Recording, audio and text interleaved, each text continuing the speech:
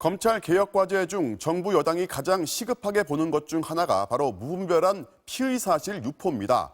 정부가 최근 마련한 피의사실 유포 방지 방안을 MBC가 입수했습니다.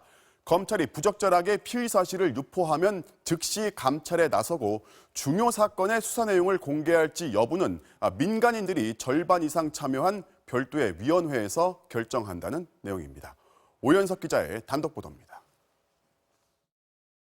고 노무현 대통령의 검찰 수사 당시 언론에 보도된 이른바 논두렁식의 의혹. 부적절한 피의사실 공표의 대표적인 사례로 꼽힙니다. 있지도 않은 논두렁 시계를 가지고 얼마나 모욕을 주고 결국은 서거하시게끔 만들었습니까? 현행형법상 피의사실 공표는 3년 이하의 징역 또는 5년 이하의 자격정지로 처벌받게 돼 있지만 20년 넘게 기소 사례가 없어 사실상 사문화됐습니다.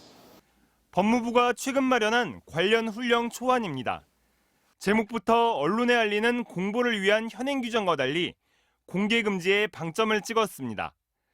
검찰이 규정을 어겨 피의 사실을 공표할 경우 즉시 감찰을 받도록 했는데 예전과 달리 대검이 직접 나설 수 있게 했습니다. 복수의 법무부 관계자들은 검찰이 피의 사실 유출을 통해 자의적으로 권력을 행사하던 관행을 감찰 강화로 근절시키겠다는 게 기본 취지라고 설명했습니다.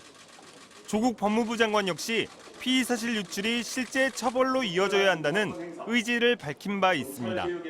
벌칙 규정이 없는 것으로 알고 있습니다. 벌칙 규정을 추가해서 그 규범력을 높여야 한다고 생각합니다. 수사 내용 공개 여부를 결정하는 형사사건 공개심의위원회도 신설됩니다. 공개심의위에는 민간위원이 과반수 이상 참여하도록 해 어떤 사건이 공개될 필요가 있는지를 검찰이 아닌 국민 눈높이에서 판단하도록 했습니다. 더불어민주당과 법무부는 이 같은 내용을 바탕으로 추석 연휴 직후 당정 협의를 열고 세부 방안을 확정할 계획입니다. MBC 뉴스 오연석입니다.